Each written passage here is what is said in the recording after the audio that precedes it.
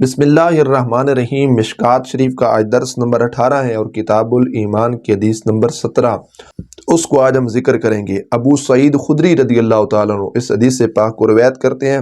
وہ فرماتے ہیں خرج رسول اللہ صلی اللہ علیہ وآلہ وسلم فی اضحیٰ فطر الی المصلی فمر علی النساء فقال یا معشر النساء۔ حضور علیہ السلام عیدگاہ شریف کی طرف نکلے عید الاضحیٰ کے دن یا عید الفطر کے دن۔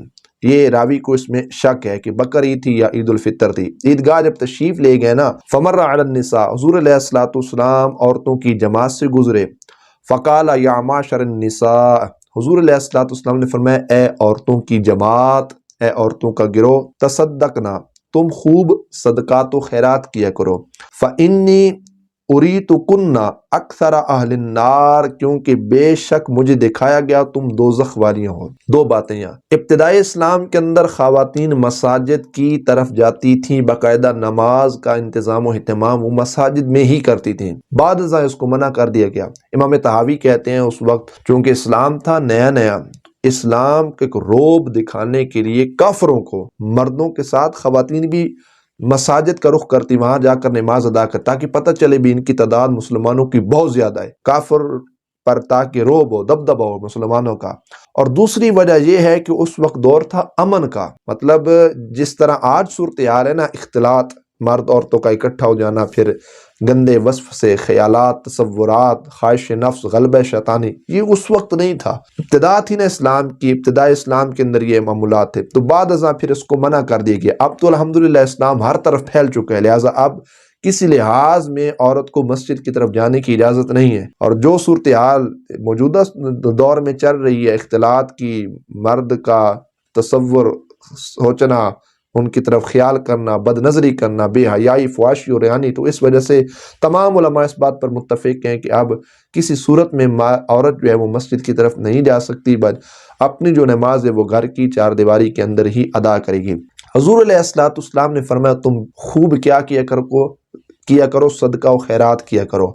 محدثین کہتے ہیں اس کی وجہ یہ ہے عورت جو ہے نا مال سے بڑی محبت کرنے والی ہوتی ہے، مال کی خاطر وہ پتنی بیچاری کیا کرتی ہے، اور مال کے ساتھ جو اس کی محبت ہے نا یہ مذموم ہے، یہ اچھی محبت نہیں ہے۔ حضور علیہ السلام نے جب صدقے کا حکم خواتین کو دیا نا، تو یہ محبت مذموم جو ہے نا، مال سے محبت، یہ جو صدقہ ہے نا یہ اس کا علاج ہے، تاکہ ان کی مال کے ساتھ محبت ختم ہو جائے اور ان کی جو محبت ہے وہ اللہ اور اس کے رسول علیہ السلام کی ذات کے ساتھ وابستہ ہو جائے، تاکہ مال سے ان کا جو رجحان ہے، جو دل ہے، جو محبت ہے وہ ہٹ جائے۔ اس لیے نبی پاک علیہ السلام نے ارشاد فرمایا بیبیوں خوب کیا کرو، صدقہ دیا کرو، صدقات و خیرات کا انتظام و اہتمام کیا کرو۔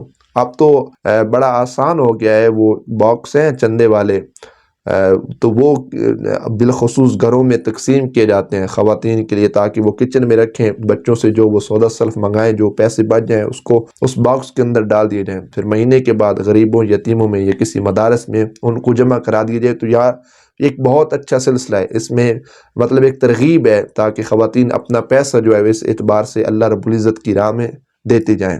اچھا، آگے نبی اکرم صلی اللہ علیہ وآلہ وسلم نے جب یہ بات کی نا، فَقُلْنَا وَبِمَا یا رسول اللہ صلی اللہ علیہ وسلم، عورتوں نے کہا اے اللہ کے محبوب علیہ السلام ایسے کیسے، ہم جہنمی کیوں، بنسبت مردوں کی ہمیں زیادہ جہنم کے اندر کیوں ڈالا جائے گا؟ قال، حضور علیہ السلام آپ نے ارشاد فرمایا تُكْثِرْنَ اللَّعْنَ، کہ تم زیادہ لعن طعن کرتی ہو، زیادہ کرتی ہو لعن طعن، وَتَكْفُرْنَ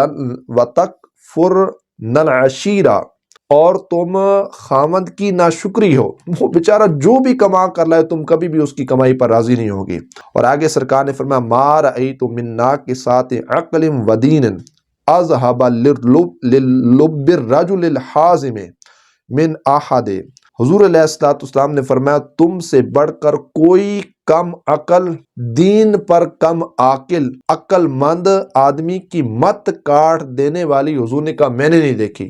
بڑے سے بڑا جو عقل مند ہوگا نا تم اس کی عقل کو ختم کر دیتی ہو، تو جس میں ہو ہی پورا سا عقل، پھر یہ بیچاری ان کے ساتھ پتہ نہیں کیا کرتی ہوں گی۔ مطلب حضور فرماتے ہیں للب الرجل، بہت زیادہ جو عقل مند ہو نا یہ خواتین تو ان کی عقلوں کو نکال لیتی ہیں، تو یہ بیچارے جو موجود ہیں لوگ، مرد جوان، ایسا طبقہ جن میں عقل ہے ہی پورا پورا، وہ بادام کھا کر اپنی عقلوں کو بڑھانے والے ہیں، تو پھر ان کے ساتھ یہ خواتین پتہ نہیں کیا کرتی ہوں گی۔ اور آگے نبی کریم صلی اللہ علیہ وآلہ وسلم آپ نے ارشاد فرمایا، جب یہ بات حضور نے فرمائی نا تو قلنا، ان عورتوں نے کہا، وما نقصان دیننا وعقلنا یا رسول اللہ صلی اللہ علیہ وسلم، اے اللہ کے محبوب علیہ السلام، ہمارے دین اور عقل میں کمی کیوں کر؟ تو نبی اکرم صلی اللہ علیہ وسلم آپ نے ارشاد فرمایا، قال الیس شہادت المرأۃ نصف شہادت الرجل، حضور نے فرمایا کہ کیا یہ بات نہیں ہے کہ تمہاری عورتوں کی گواہی بنسبت مرد کے گواہی کی آدھی ہے؟ اور آگے حضور علیہ الصلوۃ والسلام آپ نے ارشاد فرمایا،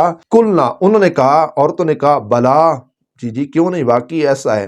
قال فذلک من نقصان عقلھا، قال الیس اذا حادت لم تصلی ولم تصم، حضور علیہ الصلوۃ والسلام نے ارشاد فرمایا کہ یہ درست نہیں کہ عورت حیض کی صورت میں نہ نماز کو ادا کر سکتی ہے، ولا تصم، نہ روزے کو رکھ سکتی ہے۔ قلنا بلا، ان عورتوں نے کہا جی جی جی ایسے ہی اللہ کے محبوب علیہ الصلوۃ والسلام۔ تو حضور نبی پاک صلی اللہ علیہ وسلم آپ نے فرمایا، قال فذلک من نقصان دیننا، یہ دین کے اندر تمہارا نقصان ہے کہ مرد جو ہے وہ نمازوں کی پابندی، سارا سال روزوں کی پابندی، جو سال کے بعد فرضی روزے فرض ہیں، لیکن ان پر یہ ہوتا ہے کہ جب حیض کے دن آ جائیں تو وہ جو فرضی روزے ہوتے ہیں وہ بھی رہ جاتے ہیں، اور جو نمازیں ہیں ان کی وہ بھی رہ جاتی ہے۔ تو یہ اس کا مختصر تھا خلاصہ جو میں نے عرض کیا۔ اللہ تبارک و تعالی عمل کی توفیق نصیب فرمائے۔ وآخر دعوانا الحمدللہ رب العالمین۔